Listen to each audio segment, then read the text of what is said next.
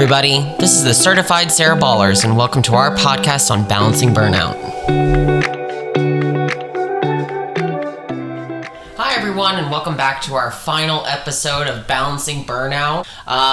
This has been a crazy ride for us as, fourth year and medical students and gaining perspective from all these people. And I think one of the, biggest things and probably my most favorite thing of recording all of these podcasts was actually just being able to speak with other people in the field and gain their perspective and understanding of, what is burnout, how do they define that, and, what allows them to kind of, keep going. Yeah, I completely agree. I think it's been really cool talking to other people at different levels in the field too, both at our level and levels above us, and just seeing how the definitions are really similar. Like when you kind of spitball it off the top of your head, how do you define burnout? We saw really common themes that agree with kind of what our idea going into this was, the way that we've experienced. And it almost validated a little bit of my feelings of how burnout is. And, it was really nice talking to them and seeing how things have changed in some ways, and also kind of finding new ways to get through it and how to manage it and how where we need to go next. Exactly. Yeah. And I also really enjoyed that we also talked a little bit about the current, feelings of how burnout's being approached now. How it is on an upward trajectory, even though it's slow and it's snailly slow. Snail's pace, yes. But it's kind of nice to see that it is changing, mm-hmm. and that we're making strides to, including an 80-hour work week, even though we all think that that's maybe not the final destination we should stop at. Right. But it's an improvement from, we had some of our attendings telling us about other people that work 150 hours work week, which gave me actual hives. Palpitations. Yes. I was just like, that sounds scary. Yeah.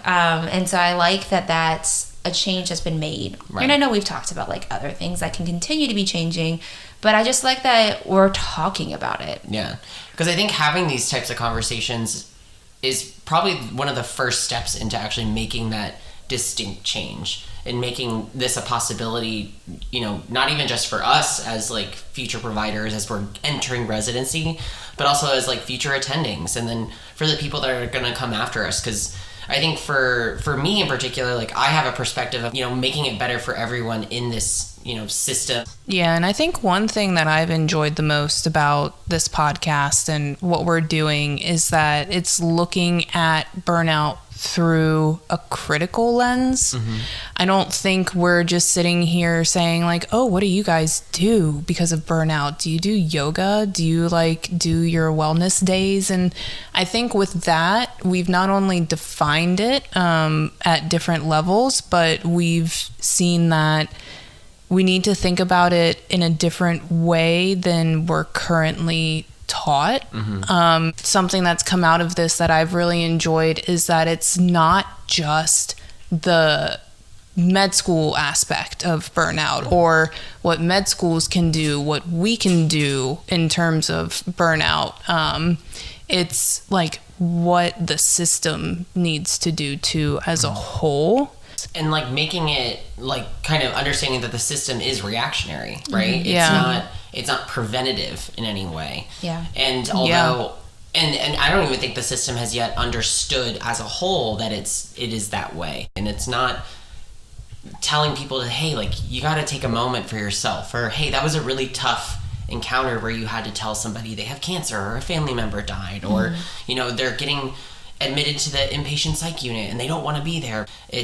It's not taking those steps to prevent all this craziness happening, and obviously negative things that we're hearing about, with people ending their lives or leaving the profession. And, although our entire podcast has been from a future and current physician perspective, I don't want to, undermine or limit that this conversation actually just goes beyond that, and anyone in healthcare and anyone outside of healthcare. We all feel burnout. We all feel this exhaustion to be on and in whatever we're doing at all times. Yeah. And I also love that we've talked a couple of times about how the culture of medicine is starting to shift. We talked about, it's slow, but the new generation that's coming up we're more aware of this. We're talking about it more. You know, even us talking about this, making this podcast, we're trying to destigmatize the idea that physicians also need to work on their mental health. Physicians also need to find good balances within their life. So that was one of my favorite parts, is that we're not alone in these feelings, and that even some of these attendings are on our side.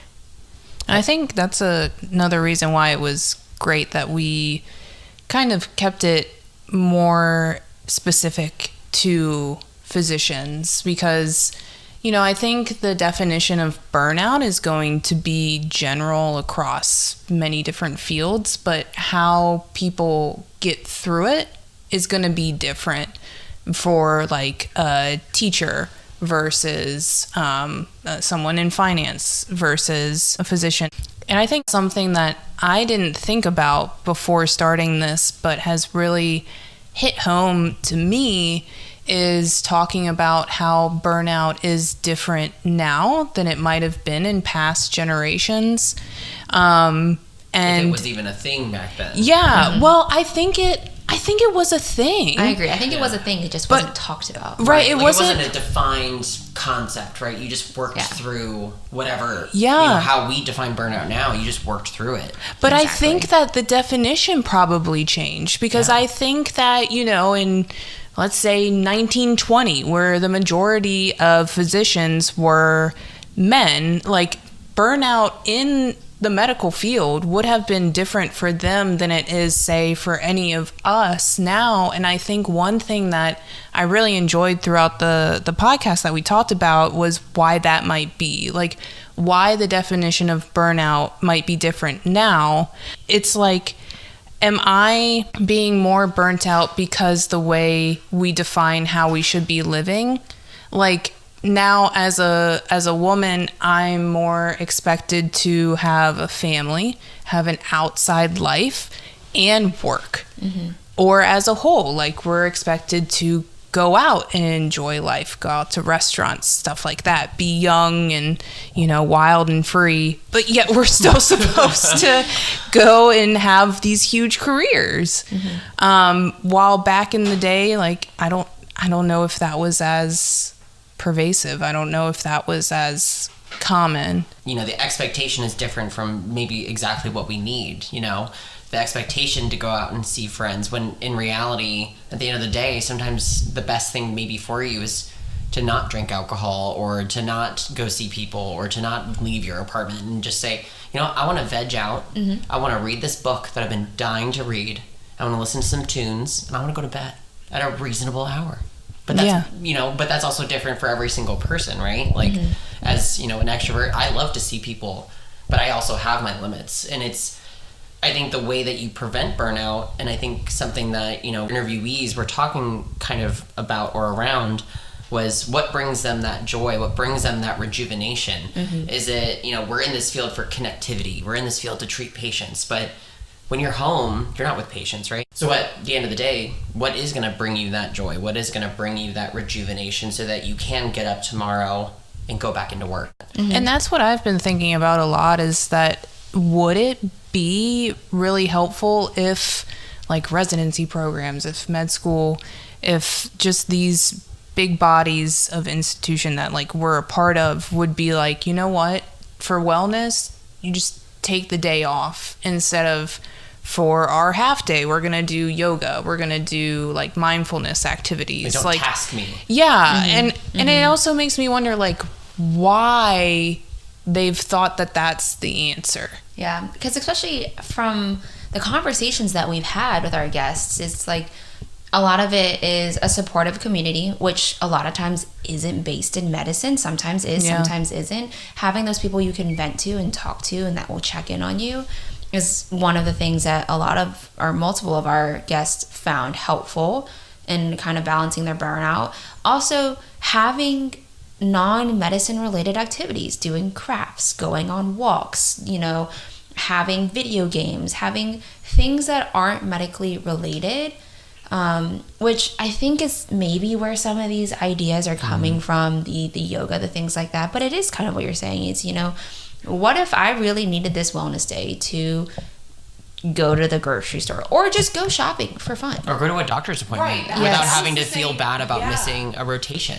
And so it is kind of, I wonder if that's something that maybe as time goes on, they'll learn, they'll realize, like, as good of idea, I think, like I said earlier, like mindfulness and meditation have their place, but that doesn't necessarily work for everyone. And so I think there's a lot still to be learned about, you know, how can we successfully combat burnout? And I don't think it's a one way fixes all. I think it's very independent and individualized. And some of that is, it's like what you're saying, Lauren. It's like, is there a way for us to figure these things out in medical school, in residency, to have that time to really learn, how can I become more resilient? How can I learn how to increase my tolerance of uncertainty and things like that? I think that's a great point. Like, I think there is a part that is introspective in the individual. Like, what can I do better in my everyday life to make me more resilient, to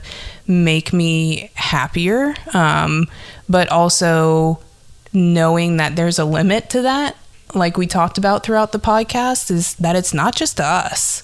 Like, there are things in the system that need to change as well. So it's balancing the idea that we can change ourselves to make it so that burnout doesn't hit us as hard, but it's also realizing that there's only so much we can do as an individual. And it kind of even circles me back to being relatively non-traditional students. I mean, most of us in the room now are non-traditional, just having to have done like a certificate program and take a year off and do XYZ.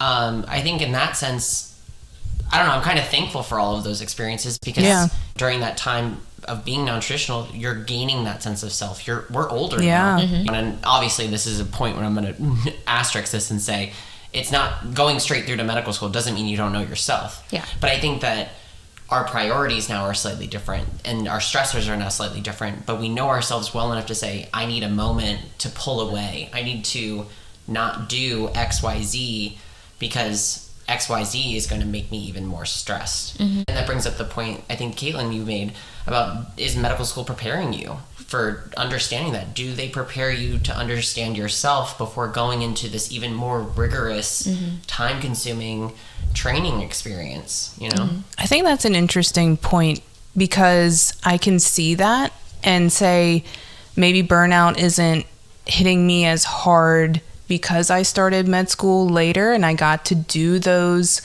things when I was younger that a lot of people might miss out on if they started med school in this rigorous program around that time. But also it's hitting me hard because I see people who are well set in their careers at this age and they're starting their families and they're moving on to other points in their Buying lives. houses. They're buying houses. Vacations to Aruba. Right.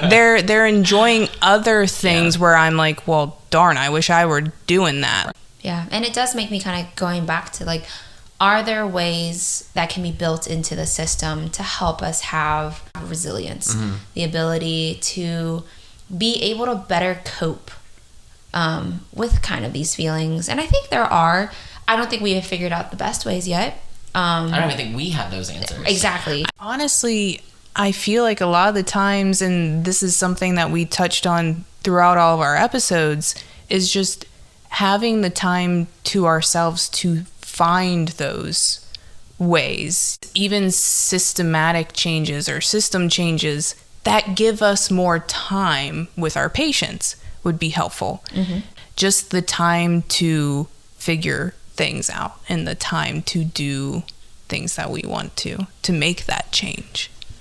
Yeah, but to be fair, like the reality of like doing all that, I see how it's a problem, you know, because they try to jam pack so much knowledge into us in 4 years so that we can be prepared to be physicians, and then we have 3 more years of intense training at least yeah. to continue to continue being a competent physician that people can rely on, which is, you know, why I went into this. It's why I wanted to be, you know, a doctor, is not just to be a doctor. I want to be competent enough to really help the people in need. Yeah, I think it's kind of hard to, because I don't know if it's one thing. If you think about it, the things that are outside us are medical schools, residency programs, insurance companies, transportation companies, like a lot of different City things. planning. Yeah, like government, like the system is not one thing. So I think you're right, Caitlin, is just that, like, that's just a large beast to tackle. Yeah. But all in all, I really think I've really enjoyed gaining more perspectives and hearing other people's experiences and being able to like both compare it to my own and use it as like a way to, you know, think about my future and how I kind of want to keep battling my own feelings with burnout as I move forward. I do want to acknowledge that there is still a lot to learn and a lot of things that we didn't cover in this podcast. You know, we didn't talk about any of the other healthcare fields because we just didn't have the time to.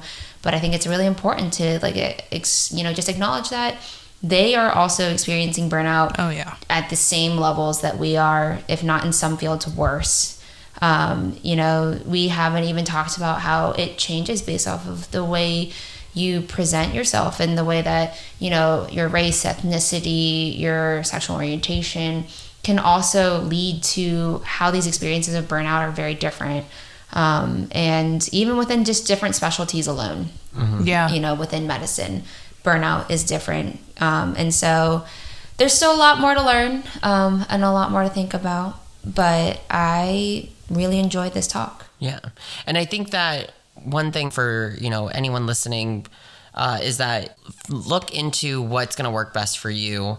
Look into the institution that you work for or go to school for or in any capacity and find out what they do provide. I know at VCU, they from day one are talking about counseling services.